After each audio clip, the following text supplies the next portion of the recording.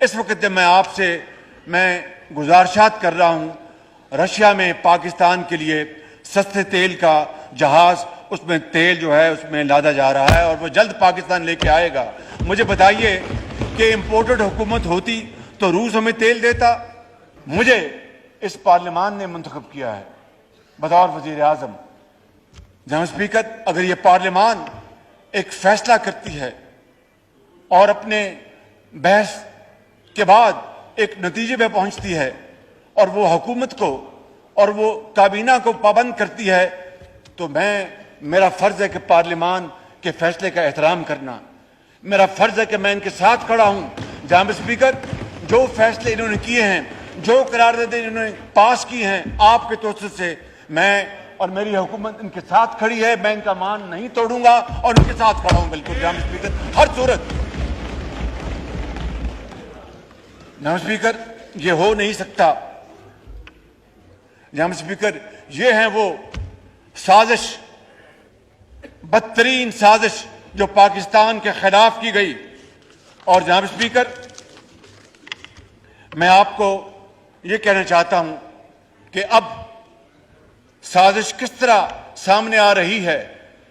ثاقب نثار اور طارق رحیم کی گفتگو آڈیو جو ان کی کیسٹ ہے وہ لیک ہوئی ہے، وہ سوشل میڈیا پہ آئی، اب تو مین اسٹریم میڈیا پہ بھی چل رہی ہے، اور وہ سازش کھل کے سامنے آ گئی کہ وہ ثاقب نثار جس نے جناب speaker election P T I کو جتوانے کے لیے دھاندلی کا ایک بازار گرم کیا، شیخ رشید جس کو میں شیخ حرم کہتا ہوں، اس کے حلقے میں وہ بطور چیف جسٹس نہیں، ان کے پولیٹیکل ایجنٹ بن کے وہاں پر پہنچ گئے۔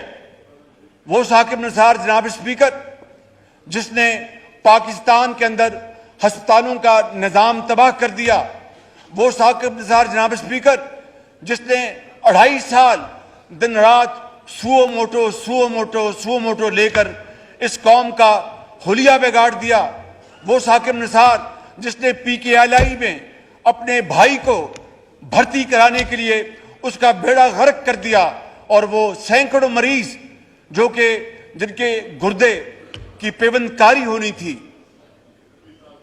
جناب اسپیکر وہ موت کے منہ میں چلے گئے۔ جناب اسپیکر، آپ اندازہ فرمائیں کہ 20 ارب روپے سے وہ ہسپتال بنا۔ کبھی وہ کے پی جاتے تھے اور کبھی کسی کچن میں جا کر وہ برتن دیکھتے تھے، ہفتے اور اتوار کو وہ اپنی عدالتیں لگاتے تھے۔ ایک دن مجھے بھی انہوں نے بلایا لاہور میں اور مجھے کہا کہ آپ نے کیا کیا ہے؟ میں نے کہا جناب ہم نے بجلی کے کارخانوں کو بجلی نظر نہیں آ رہی، تو میں نے کہا آپ ایسے ہی ٹھنڈے کمرے میں بیٹھے ہوئے ہیں؟ وہ گرمیوں کے دن تھے، میں نے کہا آپ ٹھنڈے کمرے میں بیٹھے ہیں، ایسے تو نہیں بیٹھے ہوئے آپ، یہ ایئر کنڈیشن چل رہے ہیں، بجلی سے چل رہے ہیں۔ جناب اسپیکر، یہ ہے وہ صورت گری۔ اور آج وہ ثاقب نثار جن کا کردار پوری قوم کے سامنے آ گیا ہے، وہ کہہ رہے ہیں طارق رحیم کو،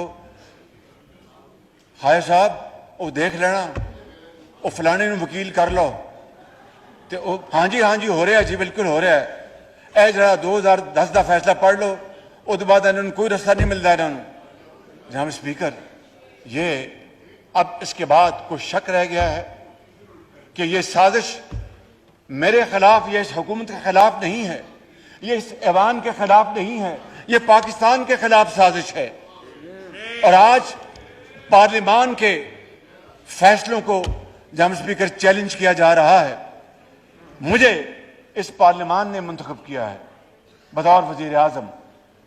جناب اسپیکر، اگر یہ پارلیمان ایک فیصلہ کرتی ہے اور اپنے بحث کے بعد ایک نتیجے پہ پہنچتی ہے اور وہ حکومت کو اور وہ کابینہ کو پابند کرتی ہے، تو میرا فرض ہے کہ پارلیمان کے فیصلے کا احترام کرنا، میرا فرض ہے کہ میں ان کے ساتھ کھڑا ہوں۔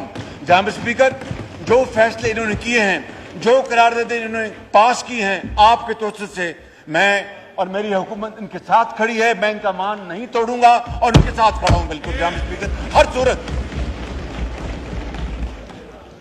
جناب اسپیکر، یہ ہو نہیں سکتا کہ پارلیمان قانون بنائے اور قانون اپنی شکل اختیار کرنے سے پہلے عدلیہ اس کے اوپر اسٹے آرڈر دے دے. یہ ہو نہیں سکتا, یہ ممکن نہیں ہے. جناب اسپیکر, یہ ہو نہیں سکتا کہ پارلیمان آئین بنائے.